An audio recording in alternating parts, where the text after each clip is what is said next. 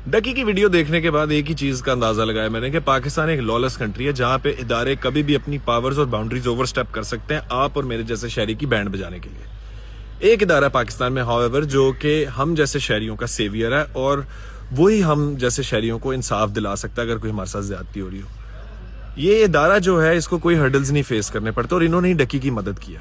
इन्होंने एक शर्त रखी थी डकी के सामने कि भाई हमारा नाम ना लें, और डकी ने बड़ा अच्छा काम किया। Like Ducky did a very good job at keeping them hidden. In his video Ducky ने उनको बिग ब्रदर कहा है और कहा है कि they work from the shadows. So could be anybody, could be NADRA, PIA, PTCL, like could be anybody, like how do we know. लेकिन इस पूरी सर्कस में जिस बेचारे डकी के साथ हुई है 100 दिन की, जिसमें उसकी सारी civil liberties, human rights violate हुए हैं, उस सर्कस ने पाकिस्तान की ना सिर्फ पॉलिटिकल सिचुएशन बल्कि पाकिस्तान की सिविल सिचुएशन भी रिवील किया। यानी हम लोगों की जो नेचर है ना वो भी रिवील किया। हम लोग बत्ती के पीछे लगने वाली कौम है।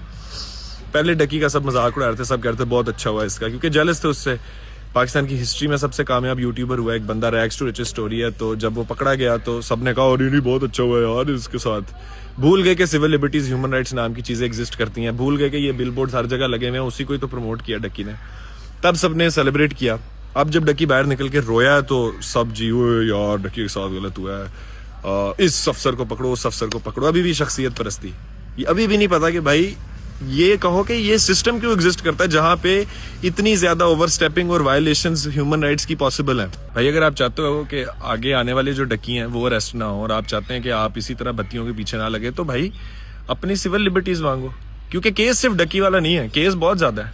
डकी का एक छोटा सा साइबर क्राइम का केस था जो कि इतना बड़ा हवा बन गया, जिसका केस तो बड़े बड़े पड़े हैं मुल्क में।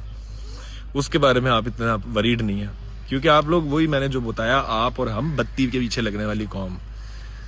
और हमें सेवियर्स की जरूरत नहीं होनी चाहिए। ये तो नहीं होना चाहिए ना कि घर में इंटरनेट नहीं चल रहा तो बजाय इसके कि मैं PTCL को जाके बोलूं मैं दुआ करूं काश इलॉन मस्क कहीं से आके ऊपर से शुआएं छोड़ दे। समझ रहे हैं? तो प्रॉब्लम्स को हल करना होता है।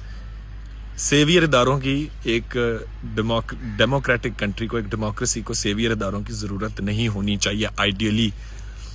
बट अगर हेल्प कर दी उन्होंने डकी की, आई एम ग्लैड कि ये हुआ, because Ducky is part of my community. हम कंटेंट क्रिएटर्स का एक ही टोला है, तो मुझे भी किसी न किसी दिन शायद हेल्प पड़ जाए उनकी, शायद इस वीडियो के बाद हेल्प पड़ जाए।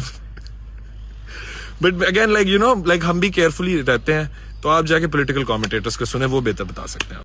वैसे नाज़रीन ठीक ठाक है। जिस लोगों को पता है डकी भाई अभी रिलीज़ हुआ है जेल से, सही है, काफ़ी देर बाद। बड़े लोगों ने दुआएं की, उसकी माँ की दुआ थी, उनकी वाइफ के ऊपर बुरा टाइम आया, उसके भाई पे बुरा टाइम आया, व्हाट्सएवर, सही है, सारा कुछ हुआ उसके साथ। आपको उसका कंटेंट नहीं पसंद, इख्तिलाफ करो, कोई बात नहीं, आपका राइट है। लेकिन जहाँ पे उसका ज्यादती हो रही है उसका आप स्टैंड भी लो। FIA का जो ऑफिसर था, क्या नाम था, सरफराज ना, जो भी उसका नाम है भाई, यार आप पे लाना था, आपके पैदा करने वालों पे, सही है, जो सीधी बात है। बड़े वैसे अफसोस की बात है, कितने लानती इंसान हो आप कि आपने एक बंदे के ऊपर उस पर तशद्दुद कर रहे हो, आप उसको मार रहे हो, रिश्वत खा रहे हो, बच्चे को फ़ोन करा रहे हो कि उसे गालियाँ, किस तरह की हरकतें कर रहे हो यार। आपने ऊपर जाके जवाब देना। आप ये देखो, पाकिस्तान का पहले नाम खराब है इस मामले के अंदर, ठीक है। कोई पाकिस्तान में डर के कुछ बोल नहीं सकता आप लोगों को, क्योंकि जी सॉफ्टवेयर अपडेट हो जाएगा, ये हो जाएगा, व्हाट्सएप, और आप लोग जिसका करना होता है उसको आप करते नहीं हो, जिसका नहीं करना होता उसके ऊपर आप चढ़ाई करते रहते हो, सही है। मुझे बड़ी खुशी हुई है वीडियो देख के कि उसने आके अपनी साइलेंस ब्रेक कर दी और उसने आके माँ बहन कर दी सबकी, सही है। और मुझे पहली दफ़ा उसकी वीडियो देख के वाकई अफसोस हुआ कि यार पाकिस्तान में कितनी गलत बात हो रही है। एक बंदे के साथ आप इतना ज्यादती करते हो, उसके घर वालों पे क्या गुजर रही है, उसकी माँ के उस पर क्या टाइम आया होगा, सही है। मैंने उसकी वीडियो देखी पूरी, मेरा दिल बड़ा टूटा देख के, और काफ़ी आवाम का टूटा दिल कि आप एक बंदे पे कितनी ज्यादती कर सकते हो। लेकिन यही है कि आपको मरियम नवाज़ अगर ये वीडियो देख ले, बड़ी मेहरबानी होगी कि आप उस बंदे को ढूंढें, उसको एक ऐसी सज़ा दें कि दुनिया में पूरी ज़िंदगी कोई रिश्वत ना खाए। पाकिस्तान के अंदर कोई अदारा किसी 2 नंबर बंदे को पकड़ के ना लाए। उसने अपनी सज़ा भुगत ली, ख़त्म हो गई बात, आप उसके बाद उसके ऊपर चढ़ी जा रहे हो। डकी मैं तुम्हारी जगह होता ना, मैं अंदर ही उनके मुँह में बम रख के उसका मुँह आगे से इस तरह बेवादत आगे से। सादुर रहमान उर्फ डकी भाई की रुदात सुन के जेल से आने के बाद रोंगटे खड़े हो गए कि ये हाल करते हैं ये लोग। वो उसको आप लोगों ने अरेस्ट किया, उसके बाद 23 दिन का रिमांड, और वो बेचारा कुछ बात करने के लिए धमकियां दी हुई कि खबरदार किसी से कोई बात की या किसी रिपोर्टर से, उसको उसके सारे पासवर्ड्स ले लिए, उसका जो डॉलर का अकाउंट था सारा ट्रांसफर कराया अपने अकाउंट में। ये सरफराज चौधरी टाइप के जो करप्ट लोग होते हैं अपनी टीम के साथ, और हमें ये कह रहा है कि जी ओहो बच्चों को खराब कर रहा है अपने कंटेंट से वगैरह वगैरह। तो तुम क्या कर रहे हो भाई? तुमने 7 साल के बच्चे से उस बेचारे को इंसल्ट करवाया, वीडियो कॉल करके गालियां पड़वाई, तो वो क्या था? मतलब ये क्या हमारा निज़ाम है कि वो अलहदा बात है, सरफराज चौधरी खुद अपनी टीम के साथ रिश्वत लेने के चक्कर में जो है वो हटा दिया गया। ये हाल है जी, ऐसे लोगों को आप लोगों ने भर्ती किया हुआ है। और उसके बाद उसको 23 दिन का रिमांड, और नताशा जैसी जो औरतें हैं जो कि एलीट से ताल्लुक़ रखती हैं, उन्होंने कुचल दिया लोगों को और वो रिहा हो गई। जाहिर जाफर जैसा जो है वो उसको रिमांड नहीं मिला। और फिर ये जो अभी जज साहब का बेटा है अंडर एज जो कि 2 लड़कियों को मार दिया, इसका भी कोई रिमांड नहीं हुआ, 5-6 दिन में जी रिहा कर दिया गया। ये हमारा कानून। और ये सरफराज चौधरी टाइप के लोग जो है ये इन्वेस्टिगेशन करते हैं। मुझे बड़ा दुख हुआ है कि वो सादुर रहमान डकी भाई, एक यूट्यूबर, एक मशहूर शख्सियत, ये हाल किया है कि वो बेचारा रो पड़ा है। क्या आप लोगों ने उसका हाल? ये कहता है मैं बता नहीं सकता, उसकी अपनी ज़बानी के 6 घंटे का उसका व्लॉग हो जाएगा। तो प्लीज़ अपने सिस्टम को ठीक करें, जो सज़ा जिनको सज़ा देनी होती है और उनका रिमांड लेना होता है उनको दिया करें।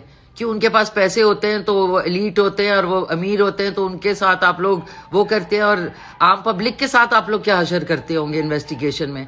अगर सादुर रहमान उर्फ डक्की भाई के साथ आप लोगों ने ये किया है। यार तुम्हें याद है मैंने पहले ही बोला था कि ये चाचा मुच्छड़ सिर्फ अपनी किसी पर्सनल खार में आया हुआ है और लालच में आके NCCIA जैसे अदारे को बदनाम करने की कोशिश करेगा। लेकिन पता चला इसने MI अदारे का नाम लेके उसको भी बदनाम करने की कोशिश की है। खैर इस पे करते हैं। पहले तो भाभी जी आपको सलूट, जिस मौके पे और जिस तरह आप खड़ी हुई हैं। आपने इन सारी यंग जनरेशन की बच्चियों को बताया कि बीवी साथ खड़ी कैसे होती है। आपने सबको बता दिया कि जब बीवी साथ डट के खड़ी हो जाए तो मुश्किलात का हल निकल ही आता। लेकिन वापस उसी पे हो, ये क्या है? टांगे बैंड कर, मैंने अपनी टांगे बैंड कर ली। कहता हाथ ऊपर कर, मैंने अपना हाथ ऊपर कर लिया। वो घर में एक वीडियो कॉल लगाता है जो एक बच्चा रिसीव करता है जिसकी एस्टिमेटेड तकरीबन एज होगी 7 साल। एक हाथ में सिगरेट होती है, वो बैक कैमरा ऑन करता है, मेरे हाथ खड़े होते हैं, टांगे बैंड होती हैं, वो कैमरे से दिखाता है उस बच्चे को कि कौन है ये डक्की भाई। तो कहता है कि तुम इसके प्रोग्राम देखते हो? जी। वो पीछे जो प्राइवेट मुलाजिम खड़ा होता है जो बहुत जोर का पीछे थप्पड़ मारता है। सरफराज चौधरी साहब उस 7 साल के बच्चे को कहते हैं ये देखो इसके साथ क्या हो रहा है, आप देखोगे तुम इसका प्रोग्राम, चलो फटाफट इसको गालियां दो। यार तुम में से जिसने इस सरफराज चौधरी के पॉडकास्ट देखे होंगे ना, तो तुम्हें अंदर से ये जरूर